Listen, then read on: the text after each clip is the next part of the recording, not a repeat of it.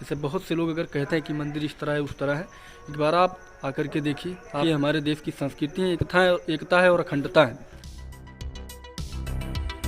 तो राम राम दोस्तों, कैसे हो आप सभी लोग। आई होप कि आप सभी लोग अच्छे होंगे, चुस्त होंगे और तंदुरुस्त होंगे।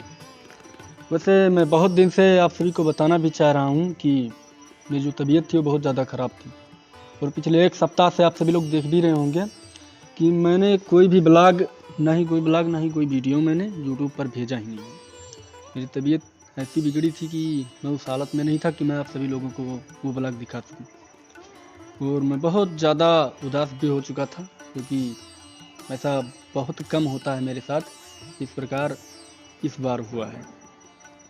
वैसे आज का जो पर्पस है वो मेरे गांव के मंदिर का ही है, और मैं आप सभी को ये भी, जो पर्पस मेरा है बनाने का, ये पर्पस ये है कि जो लोग धार्मिक स्थलों को लेकर के जवाब तलब किया करते हैं, मतलब उसके लिए निगेटिविटी रखते हैं और उसका विरोध भी बहुत लोग करते हैं, तो मैं उनके लिए ब्लॉग बनाता हूँ। ख़ास तौर पर आप सभी लोगों को देखना चाहिए, क्योंकि किस तरह आप सभी लोगों को भड़काते हैं ये लोग, और बहुत लोग भड़काऊ बयान भी देते हैं, ऐसा मैंने सुना है और आप लोगों ने भी सुना होगा।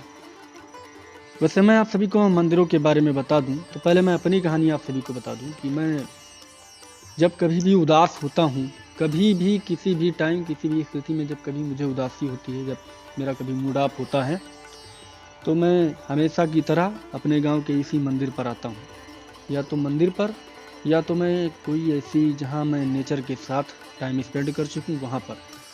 तो मैं मंदिरों के बारे में यही कहना चाहूँगा कि जिस प्रकार मैं कह रहा हूँ कि मैं बहुत ज़्यादा उदास होता हूँ तो मंदिरों पर आता हूँ, क्योंकि जो मेरे मन के अंदर की निगेटिविटी होती है, नकारात्मकता होती है, जो मैंने बहुत गलत सोच लिया है कि मेरे साथ ये हुआ वो हुआ है, उसको लेकर के जब कभी मुझे चिंता होती है, कभी मेरा मूड ऑफ होता है, तो मैं अपने इसी गाँव के मंदिर पर ही आता हूँ।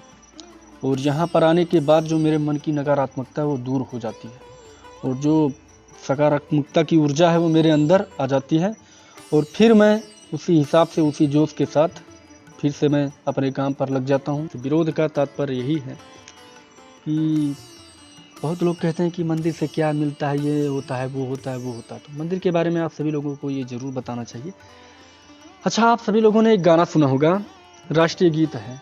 राष्ट्रीय गीत एक गाना है, उसमें मैंने सुना है, आप लोगों ने भी सुना होगा, जहाँ आसमान से बातें करते मंदिर और शिवालय।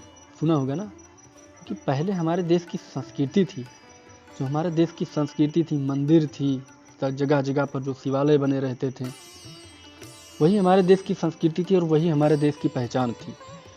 अब आप लोग इसी से तात्पर्य लगा सकते हो कि जब उस समय से इतना ज़्यादा चर्चा में रहता था हमारे देश का जो संस्कृति है, इसी गाने से ही आप लोग अंदाज़ा लगा लीजिए कि कैसे कैसे गाने बनते थे। जहाँ आसमान से बातें करते मंदिर और शिवालय, जैसे लगता था कि हाँ वो मंदिर आसमान पर छूता, क्योंकि वो अपनी अच्छाइयों से, मंदिर अपनी कल्चर और अपनी संस्कृति के कारण अपनी ऊंचाइयों को छूता है।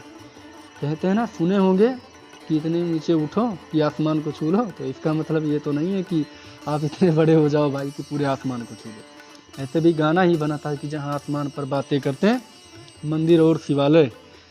तो मंदिर और शिवालय अपनी भव्यता और अपनी संस्कृति के लिए बहुत जाने जाते थे। मैं कहना भी आप सभी लोगों से चाहता हूँ कि अगर जब कभी आप सभी लोगों को एक बार ट्राई तो कीजिएगा यार, आप सभी लोग एक बार आइए मंदिर पर, आप देखिए कि कैसा आपका जो मन है किस प्रकार होता है, किस तरह आपको नकारात्मक से सकारात्मक की ओर लेकर के जाता है। एक बार आप ट्राई कीजिए, और ट्राई कीजिएगा, देखते हैं कि कैसा है।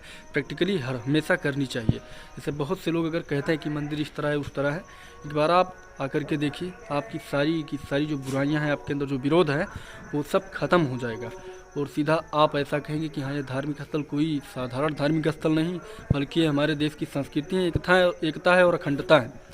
तो अगर आप सभी लोगों से मैं कहना चाहूँगा कि अगर जितना आप सभी लोग इस मंदिर का विरोध करते हैं, जगह जगह के धार्मिक स्थलों का विरोध करते हैं, आप एक बार सोच करके देखिए कि कैसा है। एक बार कल्पना कीजिए कि ये आने वाले हमारे देश के भविष्य में किस प्रकार होंगे, और कितना बेहतर हमारे देश के भविष्य के लिए उत्तरदायी होंगे। एक बार ज़रूर सोचिएगा यार। बहुत से लोग बुराई करते हैं, पर बुराई से आप लोग जरा सा हट करके तो देखिए।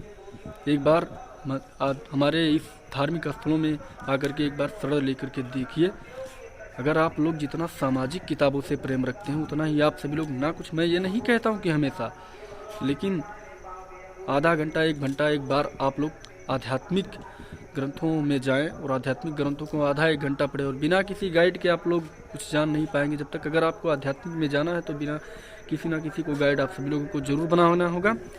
और अगर आप आध्यात्मिक आधा से 1 घंटा पढ़ते हैं तो जो आपके अंदर की नकारात्मक ऊर्जा वो खत्म हो जाती है और डायरेक्टली आपके अंदर एक सकारात्मक ऊर्जा आती है।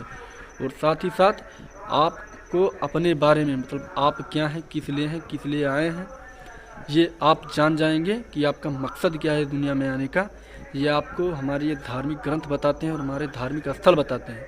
तो अगर आप सभी लोगों को मेरा ये ब्लॉग, अगर आप सभी लोगों को अच्छा लगे, कि मेरे जो विचार हैं वो भी अगर आप सभी लोगों को अच्छा लगे, ज़रूर लाइक कीजिएगा, कमेंट कीजिएगा और शेयर कीजिएगा।